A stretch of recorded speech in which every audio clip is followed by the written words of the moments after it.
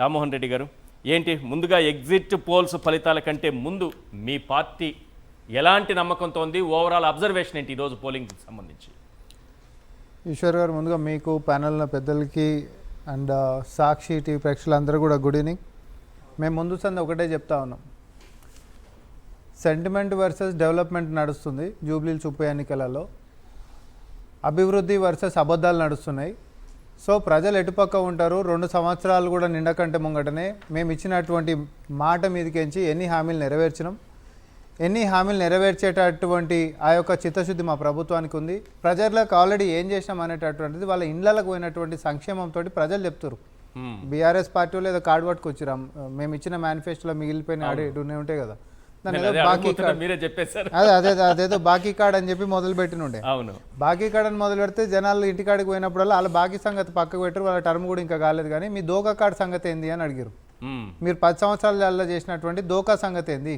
ఎందుకంటే fine rice అంటే సన్నబియ్యం అనేది 2014లో చెప్పినటువంటి మాట. 10 సంవత్సరాలు నువ్వు అధికారంలో ఉంటే కనీసం సన్నబియ్యం ఇవ్వలేనటువంటి పరిస్థితి ఉండే, ఒక కొలువులు ఇవ్వలేనటువంటి పరిస్థితి ఉండే, మునిగిపోతున్నటువంటి కాలనీలను ఒకరోజు వచ్చి తిరిగి పట్టించుకున్నటువంటి పాపాన పోలేదు. అట్లాంటిది నేరుగా ముఖ్యమంత్రి గారు ఇప్పుడు మైత్రివనం దగ్గర నీళ్ళు మొత్తం ఆగిపోయేటటువంటిది ఉంటే ఎవరికి కూడా సమాచారం కూడా ముఖ్యమంత్రి గారు నేరుగా పోయి ఆ సమస్యను చూసినటువంటి పరిశీలించినటువంటి నేను ఒకసారి గుర్తు చేస్తా ఉన్నా. అంటే నాయకుల మధ్యలో తేడా, ఆ చిత్తశుద్ధి, నగరం బాగుండాలి అని అంటే ఏం కావాలి? ప్రకృతిని, పర్యావరణాన్ని కాపాడుకోవాలి. భవిష్యత్తు అయినటువంటి పిల్లల జీవితాలు ఆగం కాకుండా ఉండాలంటే మాదక ద్రవ్యాలను నిషేధించాలి. అట్లనే కటిక పేదరికంలో మెలుగుతున్నటువంటి వాళ్ళని ఆర్థికంగా అంటే కేవలం పైసలు ఇవ్వడం మాత్రమే కాదు, వాళ్ళ సంక్షేమం రూపంలో మనం వారి యొక్క జీవితాలను అభ్యున్నతి చెందాలంటే ఉచిత బస్సు దగ్గర నుంచి ఇంట్లో పెద్దోళ్ళకే చిన్నోళ్ళకో ఏదైనా మంచి చెడు జరిగితే హాస్పిటల్కి పోతే 5 లక్షల రూపాయలు ఆరోగ్యశ్రీ సరిపోతలేదు అని అంటే దాన్ని 10 లక్షలు చేద్దామని చెప్పి ప్రమాణ స్వీకారం చేస్తుంటేనే గడిల కంచెలు తెంపి ప్రజాస్వామ్యాన్ని బతికిచ్చే కాడికి మొదలైతే 48 గంటలలో ఉచిత బస్సు, తర్వాత ఆరోగ్యశ్రీ 5 లక్షల నుంచి 10 లక్షలు ఫస్ట్ మేము చేసిన సంక్షేమము ఈశ్వర్ గారు. తర్వాత ఇప్పుడు బీఆర్ఎస్ వాళ్ళు క్యాంపెయిన్ చేసుకుంటూ పోయినరు. ఇంటికి పోయినప్పుడు ఎవరైనా మర్యాదకు ఒక ఛాయ్ ఇస్తే ఆ ఛాయ్ కాసినటువంటి గ్యాస్ స్టవ్లో కూడా 500 సిలిండర్ మాదే. అలసిపోయిపోయిన ఇట్లా దూకుంటున్నాం, ఫ్యాన్ వేస్తే కూడా 200 యూనిట్ల కరెంటు మాదే. ఇంకింత కొంచెం అలసిపోయారంటే బుక్కట్ బువ్వ పెట్టుదామని ఎవరన్నా అంటే సన్నబియ్యం కూడా మాదే. ఆఖరికి దూర ప్రాంతాలకి బీఆర్ఎస్ కోసం ప్రచారం చేయడానికి వచ్చిన ఆడపడుచులు ఎక్కినటువంటి ఆర్టీసీ బస్సులు ఫ్రీగా ఇచ్చినటువంటిది కూడా మేమే. సంక్షేమాలు బీఆర్ఎస్ అబద్ధాలతోటి ఆగిపోయేటటువంటిదో లేకపోతే ప్రజల దృష్టిని మలిచేటటువంటిది కాదు. బాకీ కార్డు చూపించినప్పుడు చాలా పెండింగ్ లో కనిపిస్తున్నాయి. ఇప్పుడు 2014 2 ఏళ్ళు అయింది కదా అధికారంలోకి వచ్చి, ఇవేవి కూడా నెరవేర్చలేదని వాళ్ళు ఇంటింటికి తిరిగి చెప్పారు కదా. అది వాళ్ళ స్టాండ్. అది నేను అదే అంటున్నాను. నేను ఇదే విషయాన్ని కేటీఆర్ గారిని అడిగాను. ఇప్పుడు మీరు చెప్పిన విషయాలే అడిగాను. మీరు ఇవి నెరవేర్చలేదు కాంగ్రెస్ అడుగుతున్నారు కదా అని. అది నెరవేర్చలేదనేది కూడా ఒక కారణం కదా మా ఓటమికి. మరి కాంగ్రెస్ వచ్చి ఏం చేసింది? వాళ్ళకి 10 సంవత్సరాలు 5 సంవత్సరాల తర్వాత ఇంకా 5 సంవత్సరాలు అవకాశం ఇచ్చిండ్రు. కేవలం ఫైన్ రైస్ ఎగ్జాంపుల్ చెప్తున్నాను, 2 ఏళ్ళు అయిందా? అంతే కదా.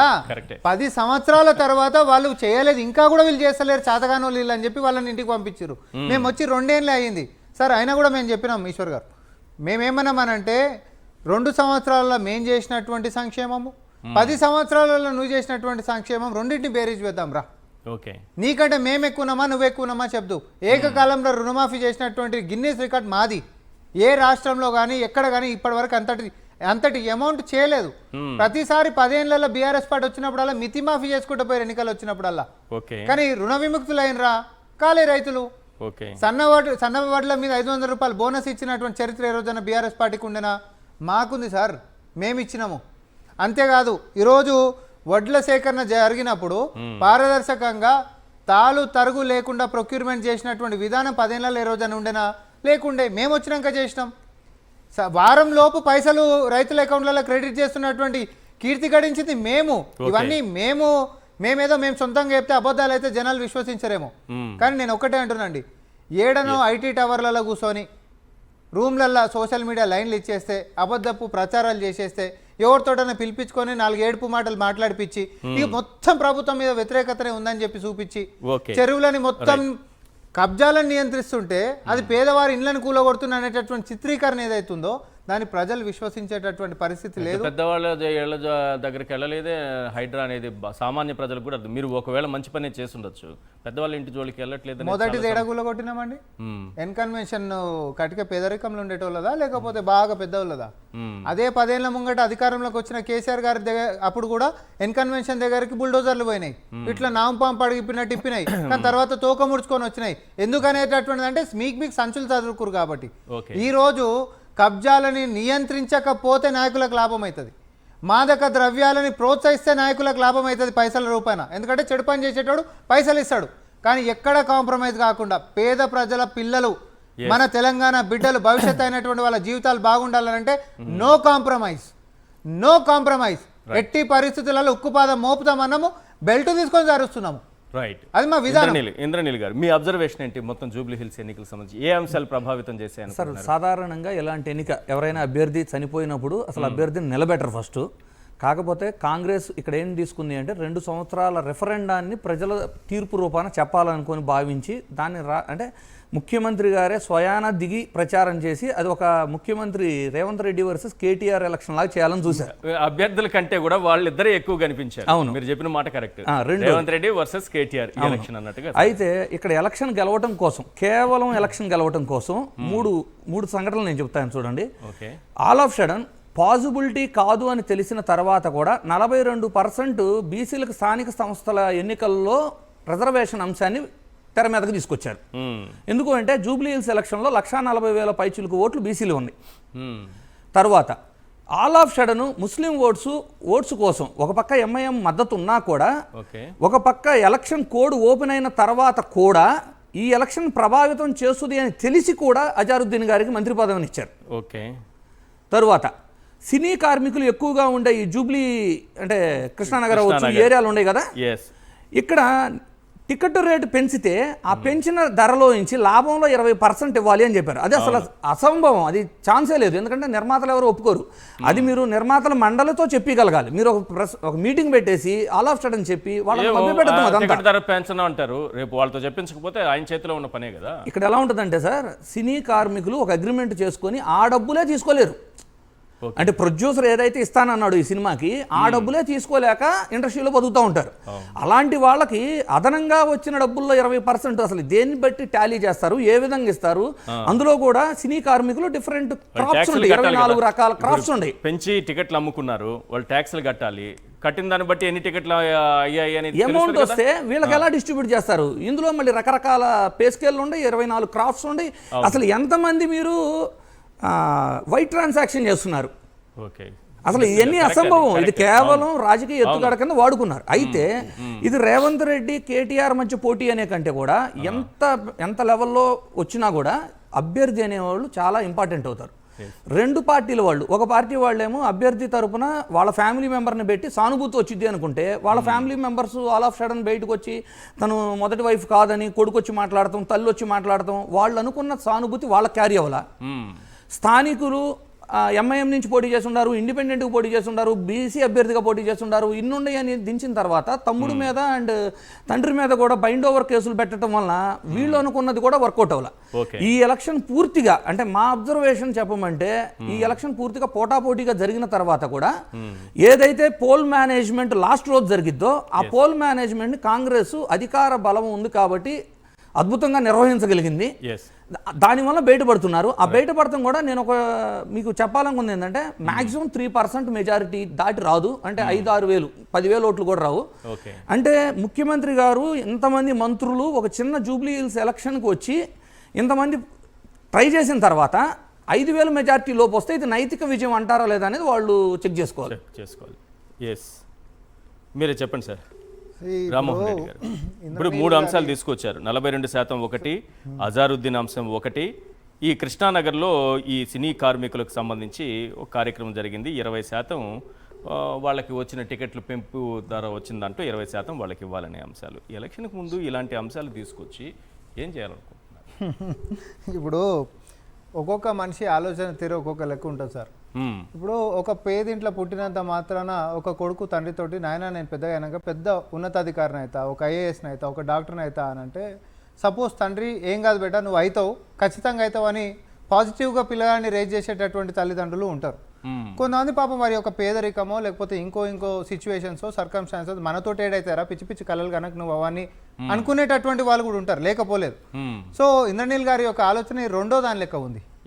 ఎట్లా సాధ్యం కాదని తెలిసినా ఏది సాధ్యం కాదు, ఎట్లా సాధ్యం కాదు, మనం ఎంత మన 42% సాధ్యం అవుతుందా? అవును, 42. తమిళనాడులో 69% నడుస్తుంది. ఎట్లా ఎడికించి వచ్చింది? షెడ్యూల్ 9 ఎట్లా ఆడైంది? ఇప్పుడు ఆ తరువాత తమిళనాడు తరువాత ఎవరికైనా షెడ్యూల్ 9 లో ఎవరికైనా చేర్చారా? పోనీ షెడ్యూల్ 9 లో చేర్చడానికి మీ పార్టీ ఏమైనా కృషి చేసిందా? ఎట్లా కృషి చేయకపోతే ఇక్కడ దాకా అసలు ఎట్లా వచ్చింది? అసెంబ్లీలో ఒకటి మంచి మాట మాట్లాడు. తెలంగాణ రాష్ట్రంలో అధికారంలో ఉంటున్నటువంటి కాంగ్రెస్ పార్టీ అంటే మేము అసెంబ్లీలో అధికారంలో ఉన్నాం, అసెంబ్లీలో మెజారిటీగా ఉన్నాం, ప్రజల మధ్యలో ప్రజల లోపల మేము సర్వేలు చేసినాము, దానికి కావాల్సినటువంటి డేటా మనం తీసుకున్నాము, ఏవేవైతే మనం ఫాలో అవ్వాలని ఫాలో అయినాము, తీర్మానం చేస్తే ఇదే బీజేపీ బీఆర్ఎస్ పార్టీలు కూడా మద్దతు ఇచ్చినాయి, ఇస్తారు. ఇప్పుడు ఈశ్వర్ గారు పార్లమెంట్ లో ఇస్తుందా బీజేపీ? ఇప్పుడు నేను చెప్పేది అది ఎవరు ఇవ్వలేదు, ఎవరి దగ్గర పెండింగ్ ఉంది? ఇప్పుడు కేంద్రం దగ్గర పెండింగ్ ఉంది. అంటే మనందరం పోరాటం ఇప్పుడు తెలంగాణ కూడా సాధ్యం కాదు అనేటోళ్ళు ఎన్ఎల్ఎస్లకు ఇచ్చేటోళ్ళు కూర్చొని చాలా మంది మాట్లాడారు. ఎట్లా సాధ్యం అవుతుందండి, ఎట్లా సాధ్యం అవుతుంది? తెలంగాణ రాజ్యాంగ సవరణ చేయాలి. నేను ఇంకొకటి ఒక నిమిషం నాది కాలేదు. ఇప్పుడు ఇంకొక విషయం, సినీ ప్రముఖుల వ్యవహారంలో చాలా కాలంగా పెండింగ్ ఉంటున్నటువంటి సమస్యలో టికెట్ ధరలు గిట్ట పెంచితే దాంట్లో 20% వాళ్ళ యొక్క సంక్షేమానికి పోవాలని చెప్పి ఒక ముఖ్యమంత్రి గారు పాపం సినీ కార్మికులు ఎవరైతే వారి యొక్క ఆలోచన ఉండేనో దానికి మద్దతుగా మేము ముందుకు పోయినాం నిర్ణయానికి. ఇంకొకటి, నీకు వస్తున్నటువంటి ఆల్రెడీ ఫిక్స్డ్ ప్రైస్ రూపాయి మీదకించే అందులోకించి నువ్వు తీసేసి ఇవ్వమని మేము అనలే. రేపు పొద్దున నువ్వు రేటు గిట్ట పెంచుకుంటే ఆ పెంచినటువంటి రేట్ల 20% నువ్వు ఇవ్వాలి. ఎందుకంటే మా దగ్గర నుంచి నువ్వు వెసులుబాటు తీసుకుంటున్నప్పుడు సినీ కార్మికులకు కూడా నువ్వు దాంట్లో భాగం ఇవ్వాలి 20 పైసలు అని చెప్పి మేము అన్నాం. దానికి సహకరించుకుంటా, ఎందుకంటే ఇప్పుడు ప్రజల యొక్క సమస్యని అర్థం చేసుకునే నాయకత్వం ఒకటి ఉండాలి. ఒకటి ఇప్పుడు మనకు శకునం ఉంటుంది, అపశకునం ఉంటుంది. ఎప్పుడైనా శకునం లెక్క అనుకొని మనం ముందుకు పోతే ఒక లెక్క ఉంటుంది, అపశకునం లెక్క మాట్లాడుకొని ముందుకు పోతే ఏ సాధ్యం కాదు. మన బుర్రలోనే అపశకునం ఉంటుంది కాబట్టి మనం ముందుకు పోయి నడవడికనే కాదు. మిగతా వాళ్ళు చేస్తే 5,000 వచ్చినా 10,000 వచ్చినా అది ముఖ్యమంత్రి గారి స్థాయి కాదనంటే మీరు ఒకళ్ళది పుచ్చుకొని మాట్లాడతామంటే మాట్లాడరు, మాకేం ఇబ్బంది లేదు. చాలా మంది ఇప్పుడు కాదు కాబట్టి అంటున్నా, ఇవే చాలా సర్వేలు అసలు బీఆర్ఎస్ పార్టీ భారీ మెజారిటీ తోటి గెలిచిపోతుంది. మేము డే 1 నుంచి చెప్పినాం, మేము అభివృద్ధి ఎగ్జిట్ పోల్స్ ఉన్నాయి. ఆత్మసాక్షి how can you use a language on the date of polling మేము అధికారంలో ఉన్నాం కాబట్టి మేము వాడుకునేది బయటపడుతున్నాం అనేటటువంటి లాంగ్వేజ్ ఎట్లా మాట్లాడతారండి? It's an objectionable language, right? So దయచేసి మీరు ఏమన్నా ఉంటే మీ యొక్క అనాలిసిస్ చెప్పండి. అంతే అత్యవసరంగా మంత్రి పదవి ఇచ్చారనేది, అవును, అత్యవసరంగా ఏమి అప్పటికప్పుడు ఎందుకు ఇచ్చారు? ఎలక్షన్ టైంలో కోడ్ ఉన్న టైంలో ఎందుకు ఇచ్చారని ఒక ప్రశ్న ఎవరికైనా వస్తుంది. బీజేపీలా అసలు ఎన్నికల బై ఎలక్షన్ కి నిలబడ్డటువంటిది, బై ఎలక్షన్లో నిలబడితే ఓకే, బై ఎలక్షన్ నిలబడ్డటువంటి అభ్యర్థికే క్యాబినెట్ విస్తరణ ఇచ్చిర్రు మినిస్ట్రీ. ఈరోజు మేము ఉదాహరణ కూడా మేము చెప్పినాము.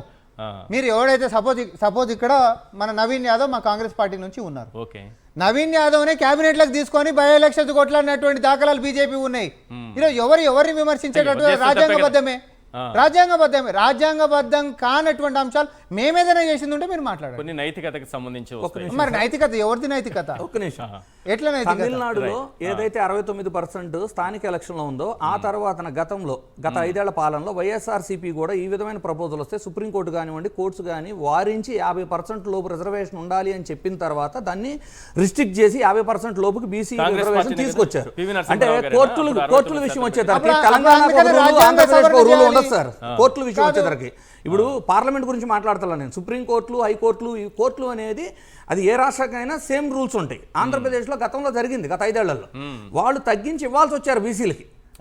అదొకటి. రెండో పాయింట్, రేవంత్ రెడ్డి గారి విషయం వచ్చింది కాబట్టి మళ్ళీ చెప్తున్నాను, అల్లు అర్జున్ గారి ఇన్సిడెంట్ జరిగినప్పుడు ఇకపై ఏ సినిమాకి టికెట్ రేట్లు పెంచము అని అసెంబ్లీ సాక్షిగా చెప్పి ఆ తర్వాత వచ్చిన ప్రతి సినిమాకి టికెట్ ధరలు పెంచుతున్నారు. చివరికి 2-3 కోట్లతో సినిమా తీసిన లిటిల్ హార్ట్స్ లాంటి సినిమాకి కూడా 350 రూపాయల టికెట్ ధర పెంచుకునే అవకాశాన్ని కల్పించారు. సో అన్నీ కూడా రాజకీయాల కోసమే చేస్తామన్నప్పుడు విమర్శిస్తాం. తప్పకుండా విమర్శిస్తాం. కానీ అనలిస్టుల లెక్క కూర్చోకండి అప్పుడు. No, no, no, no, మీరు wrong. అనలిస్టుల లెక్క కూర్చోమని అన్నారు ఇక. సార్ కాదు, సార్ నేను గుర్తుపెట్టుకోండి ఎప్పుడైనా సార్, ఒక చెప్తున్నా. Voter No, no, no, no, విమర్శించకపోతే మేము ఒప్పుకోమిట్లా. అంటే మేము కాంగ్రెస్ ఒప్పుకోమిట్లా. విమర్శించాలంటే మేము బీజేపీ వాళ్ళు ఒప్పుకోమిట్లా. ఏమన్నా లేదు. నువ్వు పింక్ కార్డు వాళ్ళ Sir, please, మాట్లాడుతుంటే please, మాకు అభ్యంతరం లేదు. please, దయచేసి నేను వ్యక్తిగతంగా చెప్తా కాదు. ఉన్నా. ముఖ్యమంత్రి గారిని విమర్శించేటప్పుడు నేను అంటున్నా, నేను ఒక ప్రతినిధి లెక్క నేను ఇక్కడికి వచ్చిన, నువ్వు ఎనలిస్ట్ లెక్క మాట్లాడు, బ్యాలెన్స్ No, no, no. అంటే మీ అంతే ఫేవర్ తప్ప అయిపోతేనే నేను కౌంట్ చేస్తే- చేస్తారా ఏంటి? అంటే మీలాంటి ఫేవర్ అవుతానికి మేము గెలుస్తలేమా ఏంది? Right. మేము గెలుస్తలేమా ఏంది? రైట్ BSO సర్వే ఎవరికి ఇచ్చారు మీరు? రైట్ మీరు అబ్జర్వ్ చేశారా? మీకే ఇచ్చాం, బీజేపీ మీకే ఇచ్చాం సార్, మీరు గెలుస్తారని ఇచ్చాం. అయినా కూడా మీ విమర్శలు దాటి మేము గెలుస్తా ఉన్నాం. మరి మీ విమర్శలు దాటి మేము గెలుస్తా Yes, ఉన్నాము. yes. ఈ రోజు అబ్జర్వేషన్ రైట్ రైట్